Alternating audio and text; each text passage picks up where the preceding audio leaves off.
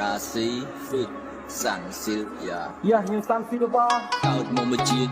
មានធាតុមួយចានឆ្ងាយដូចមេឃត្រូវតែឈោងយកឲ្យបានត្រូវតែកំទេចសត្រូវតែរំខានត្រូវតែបលះពួកអាណាចំបំពេញមានយល់ក៏ហ៊ានស្លាប់ចំមានឆាប់តែកំប្លន់ស៊ូរត់ត្រកត្រង់ទៅអត់មិនលឹកលន់រូបចិត្តជាស្នាច់មិនល្បិចមិនបន្លំចង់បានតែសុខធ្វើតែទៀនយកតែបុណ្យជីវិតបើរួមមិនគិតនៅតែឆ្ងល់មិនដឹងខ្យល់សម្រេចគោលបំណងត្រូវមានក្បួនទុកជាមុន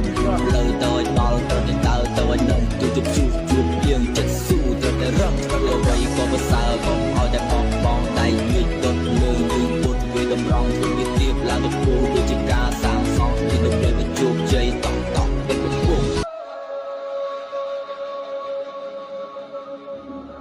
រាស៊ីហ្វិតសាន់ស៊ីលយ៉ាខ្ញុំសាន់ស៊ីលវ៉ាកោតមកមួយជាតិមានធាតុមួយចានឆ្ងាយដូចមេឃត្រូវតែឈោងយកឲ្យបានត្រូវតែកំទេចសត្រូវតែរំខានត្រូវតែបលះពួកអាណាចំបំពេញមានយល់ក៏ហ៊ានស្លាប់ចំមានឆាប់តែកំប្លន់ស៊ូរត់ត្រកត្រង់ទៅអត់មិនលឹកលន់រូបចិត្តជាស្នាច់មិនល្បិចមិនបន្លំចង់បានតែសុខធ្វើតែទៀនយកតែបុណ្យជីវិតបើរួមមិនគិតនៅតែឆ្ងល់មិនដឹងខ្យល់សម្រេចគោលបំណងត្រូវមានក្បួនទុកជាមុនលើទៅឲ្យដល់ត្រូវតែដើរទៅឲ្យនឹងទូជប់ជួបយើងចិត្តស៊ូត្រូវតែរឹងលើអ្វីក៏ប្រសើរកុំឲ្យតែបងដៃវិចដុតលើយើងពុតវាតម្រង់ធ្វើវាទៀបឡើងទៅគូដូចជាការសាងសង់ទីនៅពេលទៅជោគជ័យតក់ពេញពុករាស៊ីហ្វិត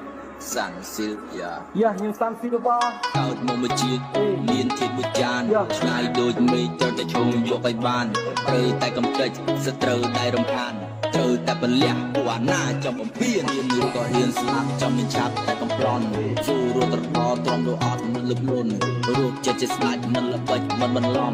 ចង់បានតែសុខធ្វើតែទៀនយកតែបុណ្យជីវិតបើរួមមិនគិតនៅតែឆ្ងល់មិនដឹងខ្យល់សម្រេចគោលបំណងត្រូវមាន